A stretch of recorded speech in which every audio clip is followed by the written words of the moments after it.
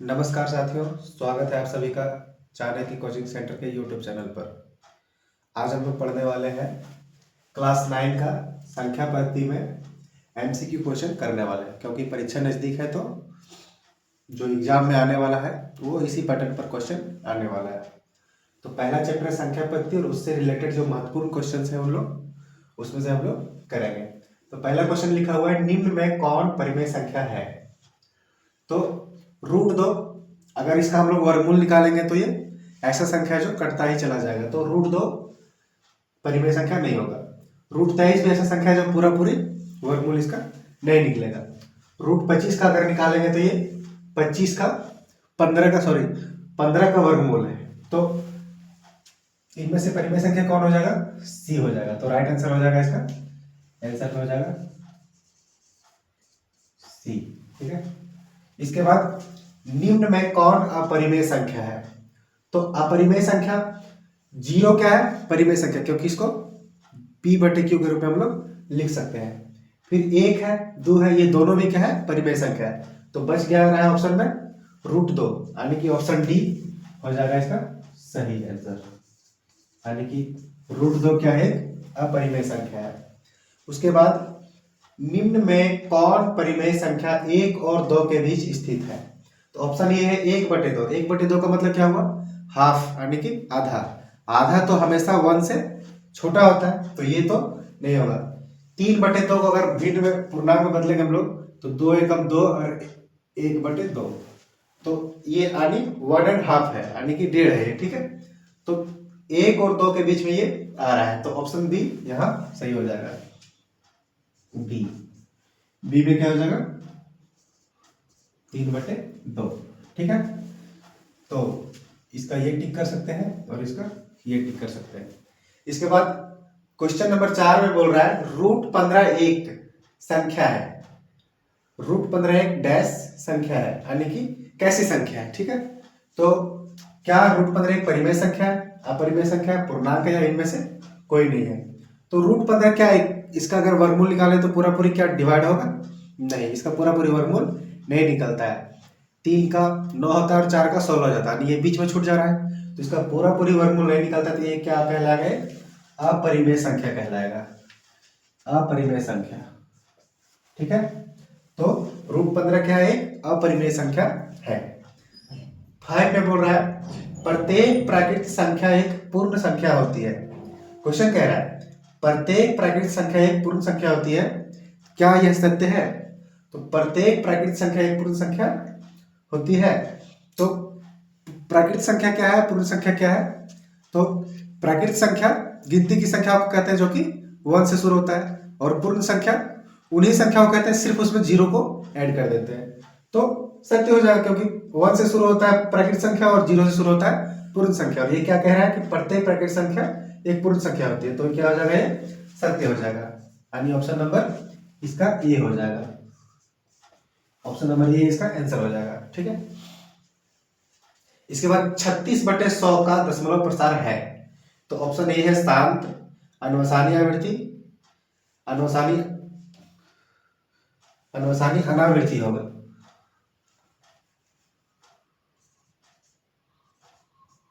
अनवसानी अनावृत्ति या इनमें से कोई नहीं। तो पहले हम लोग 36/100 का देखते हैं दशमलव प्रसार निकाल करके। तो अगर 100 को डिवाइड करेंगे 36 से, तो पॉइंट लेंगे और पॉइंट से 0 लेंगे तो 3 बार में जाएगा 300 और ये 60 उतरेगा। फिर पॉइंट से 0 लेंगे तो 6 बार में 600, यानी कि 0.36 इसका आ गया है, और ये पूरा पूरी कट चुका है। तो जब वो संख्या है जो पूरा पूरी डिवाइड हो जाती है तो उसको क्या बोलते हैं? 7 दशमलव बोलते हैं, तो इसका ऑप्शन नंबर ए हो जाएगा। ठीक है, तो यहाँ राइट आंसर में ऑप्शन ए सही हो जाएगा। ठीक है, अब 7 में बोल रहा है कि 22/7 कैसी संख्या है? बहुत बच्चे कंफ्यूज हो जाते हैं कि 22/7 तो पाई का मान लेते हैं, तो पाई तो अपरिमेय संख्या है, इसलिए 22/7 भी अपरिमेय संख्या होना चाहिए, लेकिन नहीं, ऐसा नहीं है। पाई अपरिमेय संख्या है, लेकिन 22/7 यहाँ परिमेय संख्या आएगा, क्योंकि इसको p/q के रूप में लिखा जा रहा है, इसीलिए इसका ऑप्शन ए सही हो जाएगा, परिमेय संख्या है ये 22/7 क्या है, एक परिमेय संख्या है। इसके बाद प्रत्येक परिमेय संख्या एक पूर्ण संख्या होती है। तो क्या यह सत्य है, असत्य है, संभव नहीं है, इनमें से कोई नहीं। तो क्या प्रत्येक परिमेय संख्या एक पूर्ण संख्या होती है? तो परिमेय संख्या क्या ऋणात्मक भी होती है, धनात्मक भी होती है, लेकिन पूर्ण संख्या सिर्फ धनात्मक होती है और जीरो हो सकती है। तो क्या हो जाएगा, असत्य हो जाएगा, क्योंकि परिमेय संख्या तो ऋणात्मक भी होती है। तो यहाँ ऑप्शन नंबर बी मारेंगे। तो यहाँ आंसर में बी हो जाएगा। ठीक है। फिर इसके बाद क्वेश्चन नंबर 9 में बोल रहा है 0.3 पर रेखिंग बराबर है किसके? तो 1/3 के बराबर है, 3/10 के बराबर है, 3 के बराबर है या 10/3 के बराबर है।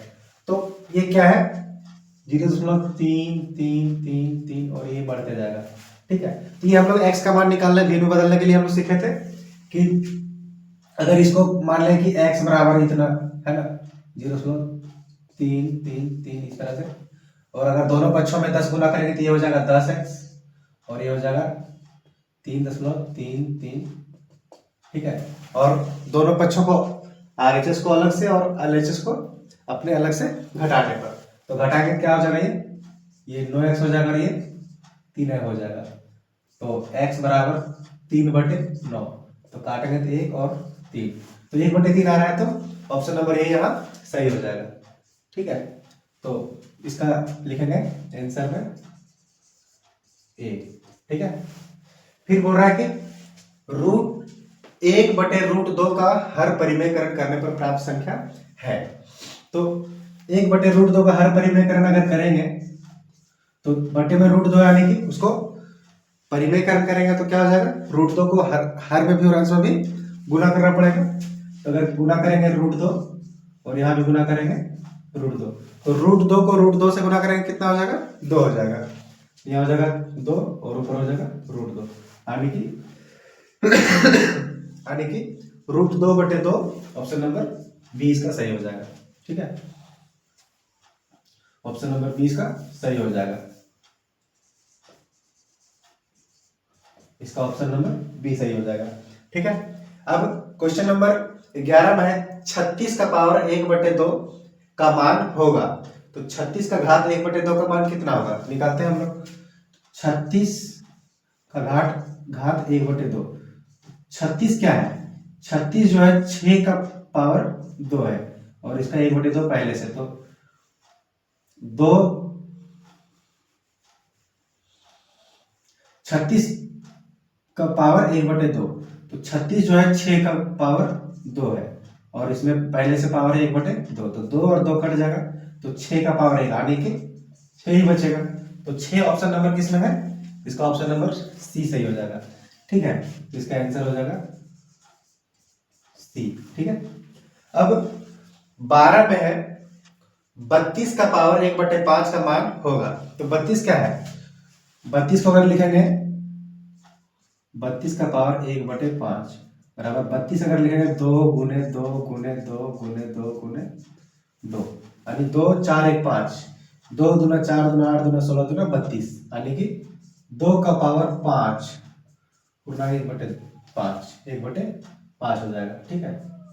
तो 5 से 5 कट जाएगा तो बचा क्या, 2 पूर्णांक 2 का पावर 1 यानी कि 2 ही हो जाएगा इसका आंसर। तो इसका भी ऑप्शन नंबर ए हो जाएगा। ठीक है। तो आंसर हो जाएगा इसका ए। ठीक है। अब 13 में बोल रहा है क्यूब रूट अंडर 8 का मान होगा। तो क्यूब रूट रहता है तो क्या करते हैं, उसको अंदर की संख्या को 3 बराबर भागों में लिखने का प्रयास करते हैं। तो लिखेंगे क्यूब रूट अंडर 8 बराबर 2 गुने 2 गुने 2, और जब क्यूब रूट है तो 3 में से 1 निकालते हैं तो इसका आंसर 2 हो जाएगा।